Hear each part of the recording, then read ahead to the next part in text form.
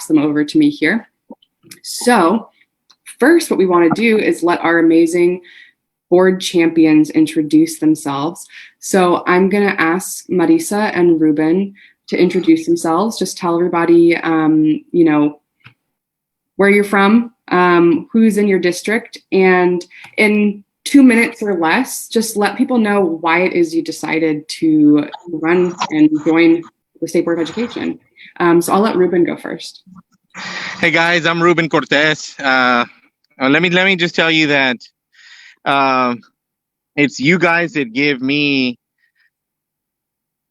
that. I don't know what I would even call it. Sometimes I feel like I just want to Rio Grande Valley style go down and throw down with some of these folks when they just don't get it right. And so I hear the struggle. For me, it just gets deeply personal. And some of you might have heard as I spoke on one of those evenings. For me, this is personal. It's not. And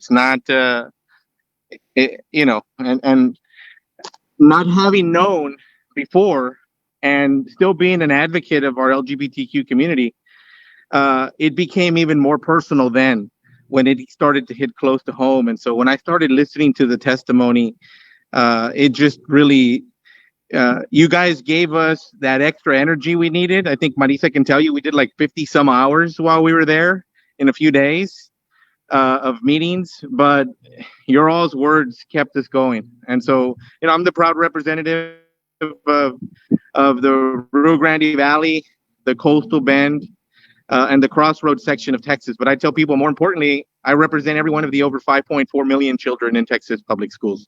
And that's the responsibility that I know my colleague and I take extremely, extremely serious. And so I'm very happy and proud to be here with all of you this evening. Thank you so much. So Marisa, would love for you to also introduce yourself. Yes. Hi, everybody. First and foremost, I want to really thank TFN for putting this together. I think it's really, really important to get as many people in the know about what's happening as possible. And you all do an amazing job of just putting the education out there. I also really quickly want to shout out Ron Worthington. Thank you so much for all the work that you do, Ron. You're one of our experts. Actually, Ruben and my expert for science. So just, I couldn't, I'd be remiss if I didn't mention you. But yes, so I'm Marisa Perez Diaz. I proudly represent District 3 for the State Board of Education. My home is San Antonio, but I share the Rio Grande Valley with Ruben. And so it's great to share a space on the board in representation and here with you tonight with who I truly consider a brother. He's family. We've spent lots of hours together. We've been fighting together for a really long time. And for me, it's just really important. I was driven to work in education because of inclusivity. Prior to getting into education, I worked in child welfare. And I saw so many of my kids on my caseload as a CPS worker who were the kids that were on the fringes, right? They were the ones who were continuously marginalized, the ones that were continuously labeled and tracked. And so that was why I wanted to get into education, right? I felt like I had lived a different experience. I had experienced secondary trauma with my kids and felt like I could bring a different kind of perspective to the board. And then serving, Ruben and I can both tell you, the two of us have been re-traumatized over and over again. But we do it because I do it because it's important for me. I started this journey as, a single young woman who just wanted to make a difference. Over the years, I'm now married. I am a young mom now. And so where it seemed personal to me before, it's even more personal now because my kids will be entering the public education system. And the work that we're doing with sex education is so incredibly important. And it's about making sure that our kids know how to treat their bodies, how to respect themselves, how to respect others. Both Ruben and I can talk about this forever. So I will leave it at that and just open up the floor for any kind of questions. But please know, and I speak. I think I'm pretty comfortable in saying I speak for both Ruben and myself when I say that we are here 110% in line with you all. And I will really just say I completely agree. Like, you all provided the energy that we needed to keep going, because man, that first night in July, when we started these conversations, that was a 15-hour public hearing on just sex education. And by the end of the night, you should have seen how many people on the board had unplugged, weren't paying attention. And there were so many pleas for what really needs to happen in education. And it was just falling on deaf ears. So I'll leave it at that. Thank you so much. I think all of us are really inspired and encouraged to know that we have y'all fighting for us on the board. So like I said, everyone, if you have a question, put it in the chat. If you want to ask it yourself, say live question in the chat and I'll call on you. Right now, I'm going to start with a question that we were already submitted via Zoom. So right now, some folks are wondering, why is it, do you think, that there is so much opposition from outside the board and from your fellow board members for such common sense education like consent, LGBTQ inclusion? Where do you think that's coming from? So I'll go ahead and start, and I'll let Ruben finish off. I think that at the end of the day, fear of the unknown is what keep people in willful ignorance, I think. And so it's unfortunate that seems to get in the way of what is common sense policy, right? What we hear from our youth that they want, and what we hear from people across Texas, like the majority of people across Texas. We've seen research, it's been presented to us multiple times. It doesn't matter if you're conservative or if you're liberal, if you're a Democrat or if you're a Republican, the majority of the people in Texas want comprehensive sex education. I feel as though there are some individuals who really just resort to listening to small echo chambers where it's very ideologically driven, and most of it is latent in fear and not knowing how to maneuver through situations that are difficult. And so the easiest thing to do is to ignore it or to refuse it outright. And so when we talk about inclusivity for some, inclusivity, I can't understand what I get incredibly frustrated. And I'm sure if any of you have seen any of the board meetings, like I could throw something at every single person in that room that fights against inclusivity. But it's like, this is not about your personal perspective on things, regardless of how you feel about somebody's gender identity or their sexual orientation. These individuals are human beings who have lived experiences that you can't possibly understand if you're not living it. Why would you deny them learning about themselves when it has no negative impact on you? And so it's really frustrating. But I think for me, what I see over and over again is just this fear of the unknown. And so they resort to ignorance or rejection. I think for me, I think by and large, and I'll obviously from this comment, I'm going to exclude Dr. Matt Robinson because he really stepped up, I thought, at the meeting when it came to these items that we're talking about inclusion and gender identity, gender expression. I think in the end, it comes down to following party platform.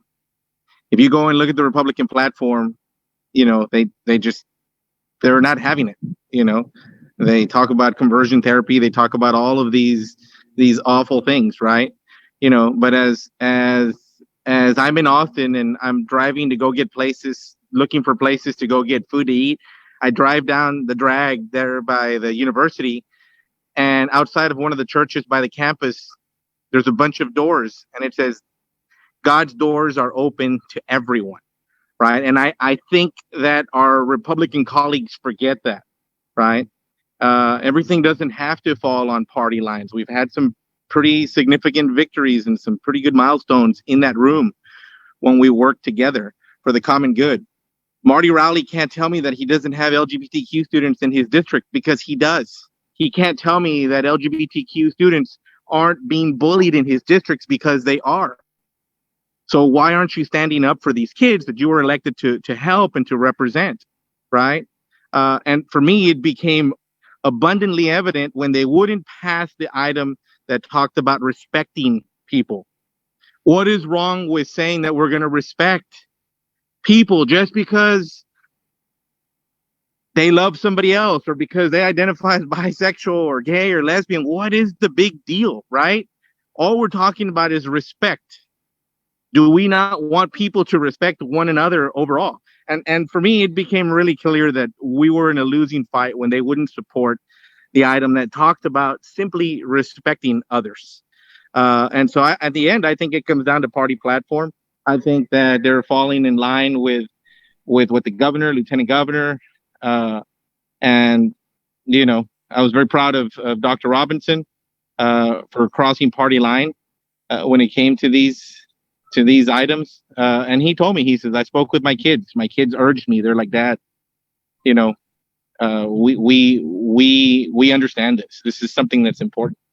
This shouldn't be a political issue, you know. And I wish every other one of our colleagues on the Republican side had spoken to their children, and their children might have told them the same thing, you know. And so if as all of you get ready to help us in this fight in November, go get that data for us. Go get the data of Marty's district, Sue's district.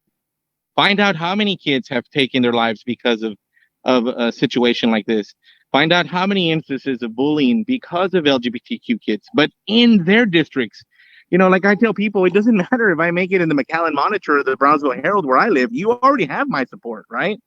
We need to be in their media markets, right? We need to get the data that they're listening to. We need to get the principals in the campuses where they've worked, where they went to school. Those teachers that governed under the district when they were school board members in those remote rural communities that might be predominantly Republican, and have those educators. Because for me, it's no different when we have a committee and we have to appoint people for curriculum review panels.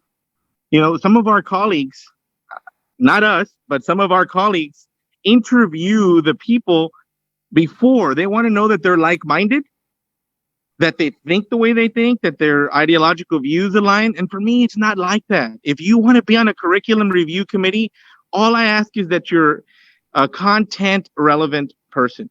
And if you have the desire to work with kids, then that's good enough for me. I remember I appointed somebody one time and I called that person to let them know that I was recommending them. This person tells me, I'm surprised. Thank you. And I said, well, why are you surprised?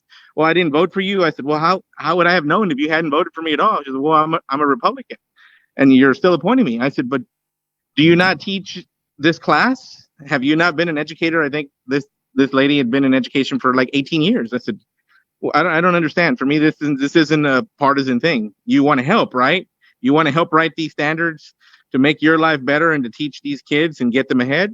And she says, yes, sir. I said, well, then I'm nominating you unless you're telling me otherwise, you know. But she was just astounded that I was calling to let her know. I mean, I didn't know. I don't do background checks on these individuals, right? If you want to serve, I want you to serve. If you want to help me make education better, help me, right? And so how you can help us is find out this data specific to those members in those regions, in those outlying areas close to their homes, their hometowns, so that we can have those students, those teachers in those campuses come and share their stories of the kids that they've serviced or kids who walk through those doors. Those are the kind of stories we need. Yeah, if I can add, I completely agree, Ruben, and I thank you for mentioning Matt, because he's also somebody I wanted to uplift. Like he did what was right and not what was politically expedient, and that is what real leadership is.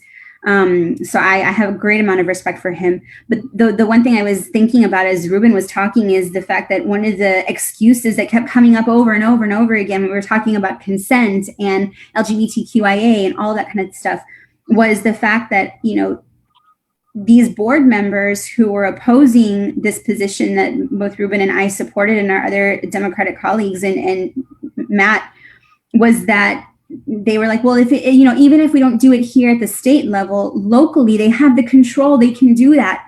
Well, the problem is what happens to those families who have youth that identify as LGBTQ plus, but they're outnumbered, right? They still don't have a voice locally. And it's even more impactful and hurtful when it's local, because it's people you know, it's people you live with and you go to school with.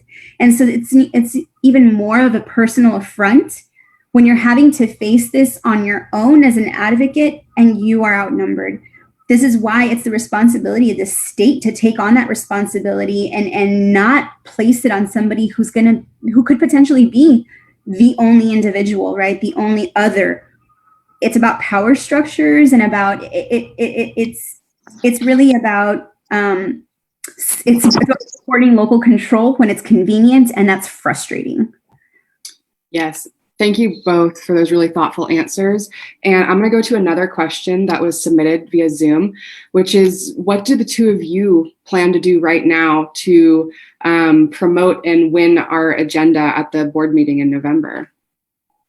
Well, I can tell you. So, so we get tons of emails daily from different people from different sides of the aisle.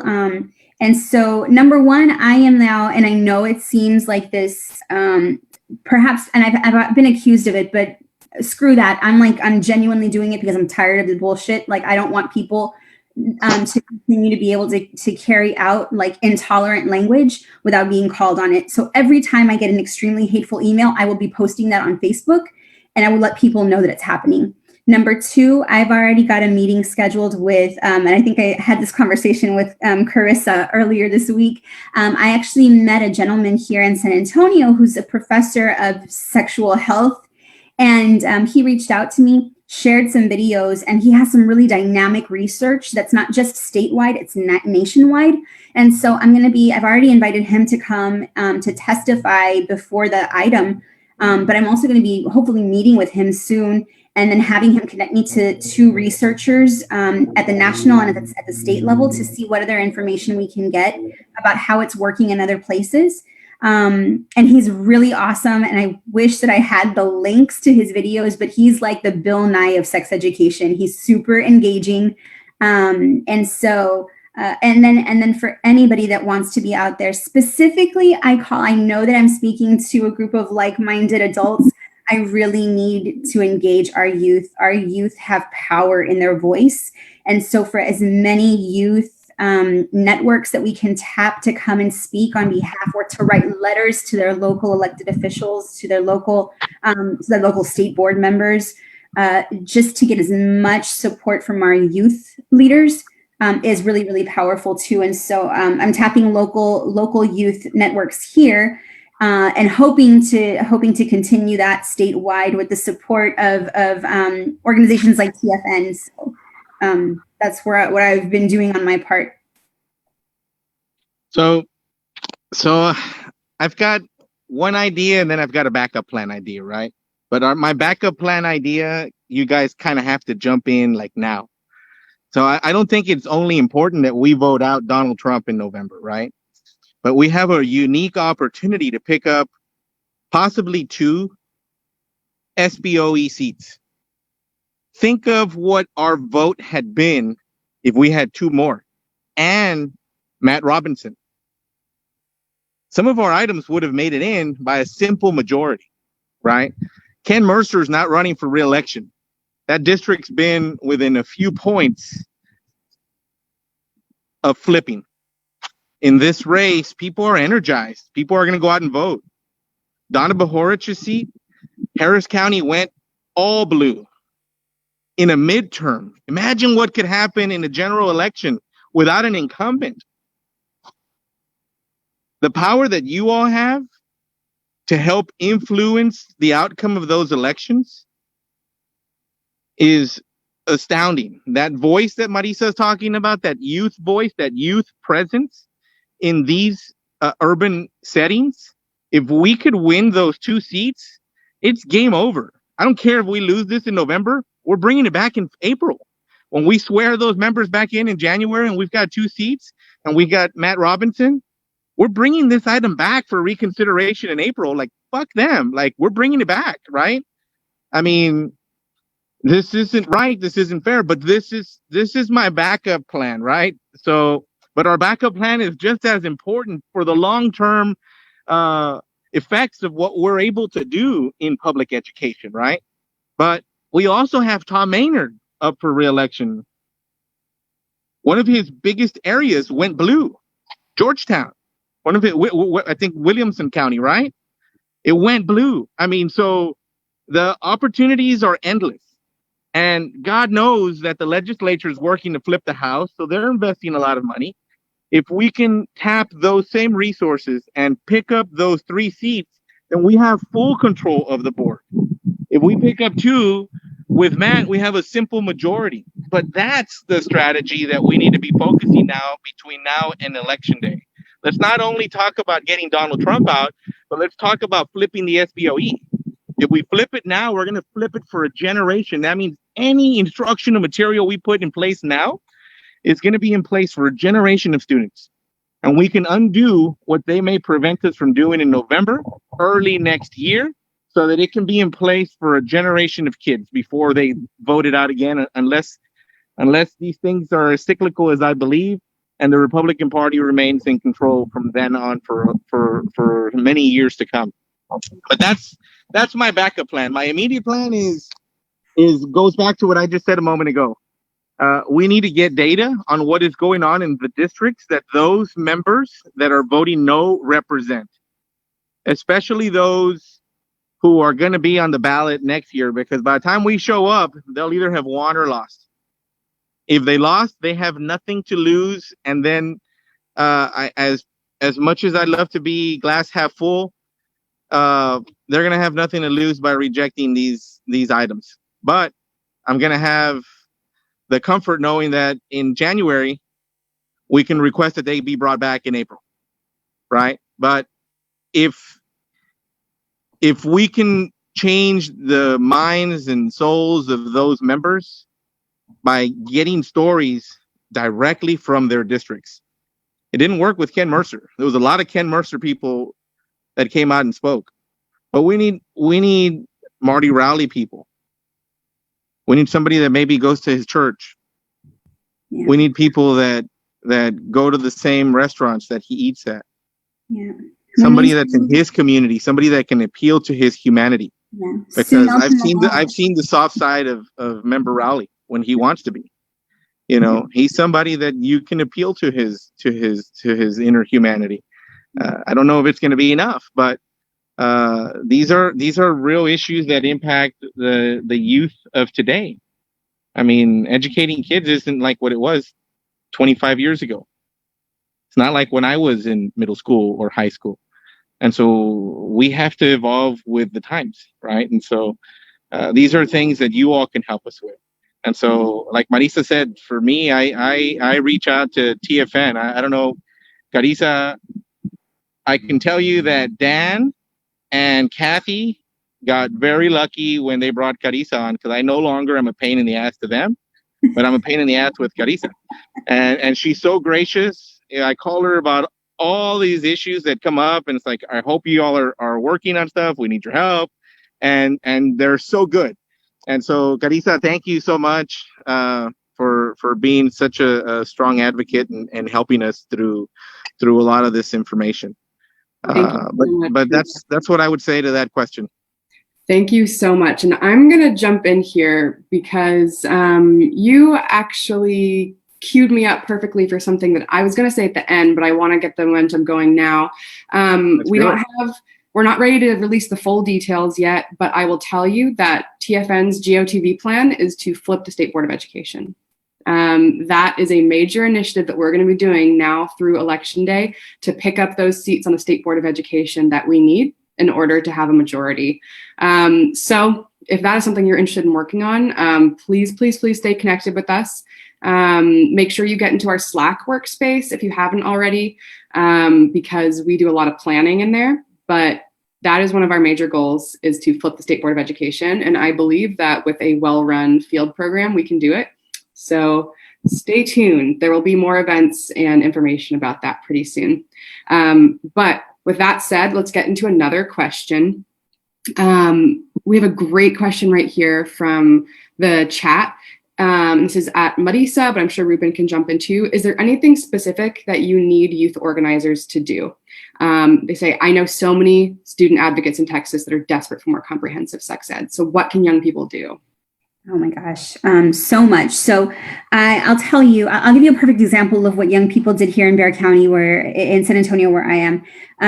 There is a youth organization that gets involved in policy a lot. So they work with their local elected officials, so their city council members, their school board members, and because of the work that they were doing already, I engaged them and I told them, look, come up with a policy platform. Like, what is important to you, and how does it relate to what you're learning in school? And sex education was exactly what they like. It was the first thing that they talked about, is like, we need to learn about how our bodies are changing, about how we respect one another, and then how do we react to our transgender peers who we don't understand but want to understand. And so I was like, well, those are great questions. I asked them, how do you want to become involved? So I think that's number one, right? When we start talking to the youth, to what degree are they comfortable getting involved? So we had some youth were like 110%, let's go up to Austin, let's like storm the doors. And so I actually sat, and I'm happy to do this with anybody who is interested. We won't have another public hearing in November, but we will have opportunity for individuals to testify before the item. And so if we're able to, and I don't know, I can't commit to how much time we'll have, especially considering this last board meeting, it was cut off. But if we have time to hear from these youth, I am happy to sit with them and coach them through, how to testify, because that was tremendous. I think it was a great learning experience for them. It was a great learning experience for me, and just hearing what they had to say, but also giving them a platform, right? I recognize that I'm in a privileged position where, I'm creating policy, but I also have the opportunity to uplift voice that doesn't ever get heard. And so I'm happy to, again, coach any youth that would be interested in testifying in that way. Another thing I would say is I don't know how involved some of your people who aren't in San Antonio, how involved your state senators or your state representatives are, but I know that we had youth in San Antonio that lobbied even their state senators and their state reps. And so we had the LGBTQ caucus from the House send SBOE a letter asking, begging us to support inclusivity and comprehensive sex ed. And so that I know our youth were involved in that. And so if your youth can even reach out to our colleagues in the ledge, that would be really helpful as well. Just getting as many people that are in positions of authority to make decisions to message the board, right? Put pressure on our board members. And again, to Ruben's point, specifically in the areas, I think about Marty Rowley, I think of Sue Melton Malone, I think of even Tom Maynard. I think Tom Maynard can be swayed. And so focusing in on some of our more moderate colleagues, I think that area, because they're right, we've seen the humanity in the decisions that they make. There's a lot of political pressure that goes into some of these decisions, unfortunately. And but I think if they hear from youth who are asking for this, for me, the most touching and most impactful testimonies come from the testimonials from families, right? From our parents who are begging to have their kids, become uninvisible, if that makes any sense, right? That they're not just ignored, and that they're respected. And so getting families involved in messaging their board members, and in messaging our colleagues in the ledge that can put pressure on us as well.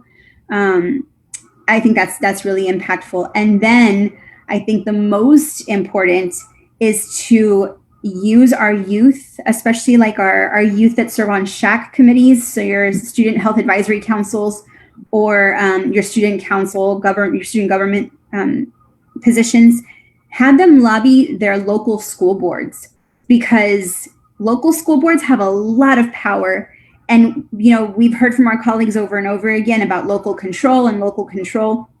Well, you know what? If you get enough local school boards that are saying, hey, our kids want this. Like, why don't you just do it statewide so it's easy that we're not all having to do this extra step? That's also really helpful. So getting your youth organizations to lobby their school boards, and then having school boards tell the state board members, we don't need to do this we shouldn't have to worry about doing this at a local level. If you just handle it, because it's your responsibility, at the state level, then it'll be taken care of. So I think those are some really important ways that we can use youth power. Yeah, and on that note, with what Marisa ended is what I was going to begin with. I think about the struggles that we had in getting Mexican American studies approved, and it was a fight we didn't give up on. It took us 5 years, but we got it done, right? But in the end, what won it over was we had to go and get an innovative course designed, developed, approved through the innovative course process. And then we turned around and approved that course as a social studies course, as a standalone course. And then we easily, without any confrontation, got African American studies through the system.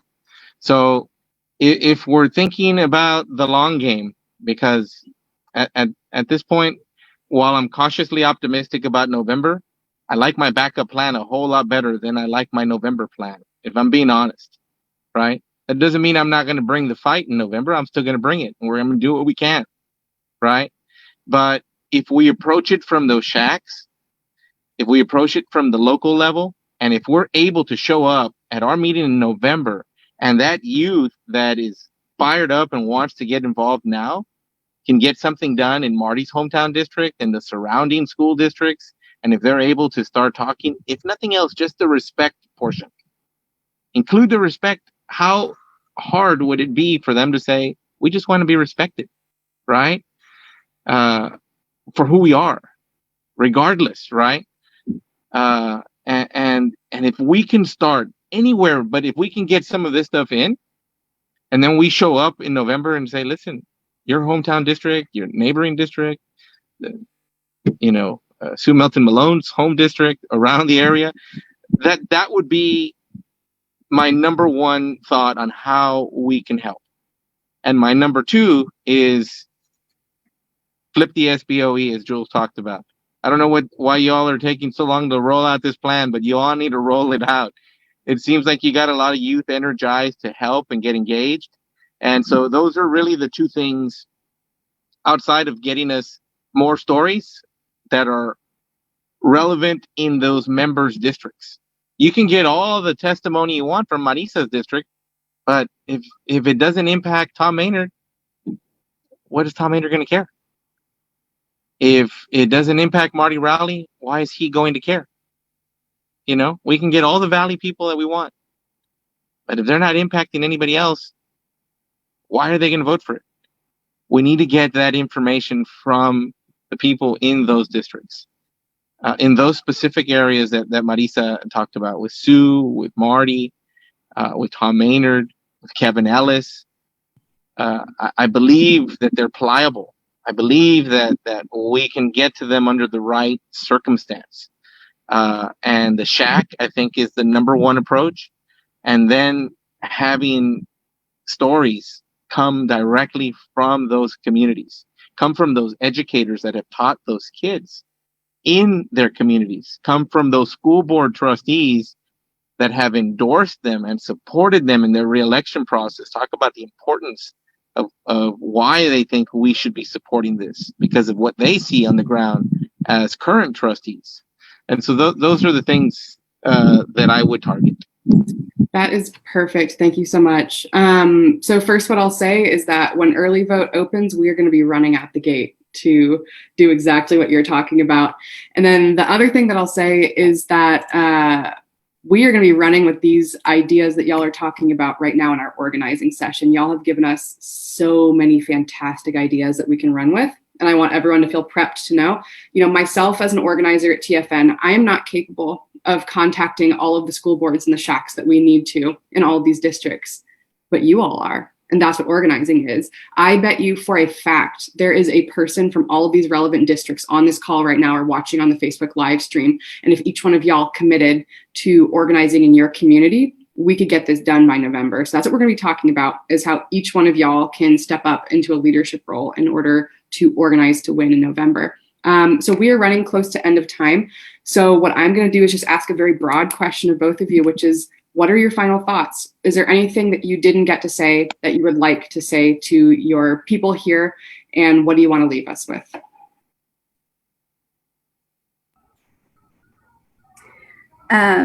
So I am incredibly grateful for your time, for the time that, for any of you that have spent with us in July, the time you spent with us at our last board meeting here in September, and for the time that you're spending with us right now, because this is a really, really important topic.